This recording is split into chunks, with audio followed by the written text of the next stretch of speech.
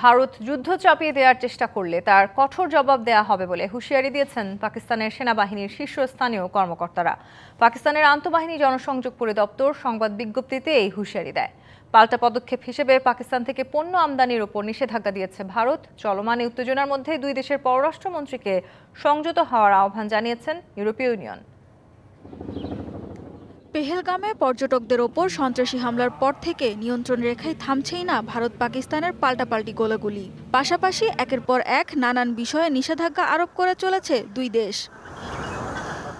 এরই ধারাবাহিকতায় এবার ভারতকে কড়া হুঁশিয়ারি দিল পাকিস্তান সেনাবাহিনী। পাকিস্তানের ওপর জোর করে যুদ্ধ চাপিয়ে দেওয়ার চেষ্টা করলে তার কঠোর জবাব দেওয়া হবে বলে সতর্ক করেছে পাকিস্তান সেনাবাহিনীর শীর্ষস্থানীয় কর্মকর্তারা। শুক্রবার দেশটির রাওয়ালপিন্ডি প্রদেশে সামরিক বাহিনীর বিভিন্ন কোর কমান্ডারদের বৈঠকের পর এক সংবাদ বিজ্ঞপ্তিতে এ হুঁশিয়ারি দেয় পাকিস্তানের আন্তঃবাহিনী জনসংযোগ পরিদপ্তর ISPR। মাঠের অলরাউন্ডার আমি, আর ঘরের অলরাউন্ডার টাইলক্স।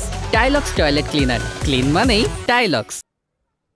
পাক বাহিনীর হুঁশিয়ারের পর এবার পাকিস্তান থেকে সকল পণ্য আমদানি নিষিদ্ধ ঘোষণা করেছে ভারত। দেশটির নিরাপত্তা মন্ত্রণালয় জানিয়েছে, জাতীয় নিরাপত্তা ও জনগণের স্বার্থে এই নিষেধাজ্ঞা দেওয়া হয়েছে।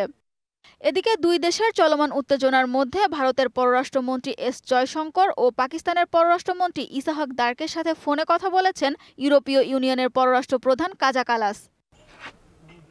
দুই দেশের মধ্যে চলমান উত্তেজনা ক্রমেই উদ্বেগজনক হয়ে উঠছে বলে মন্তব্য করে দিল্লি ও ইসলামাবাদকে সংযত থাকার পাশাপাশি সমস্যা সমাধানে আলোচনায় বসার আহ্বানও জানান তিনি। সানজিদা ইসলাম তন্নি, DBC নিউজ ডেস্ক।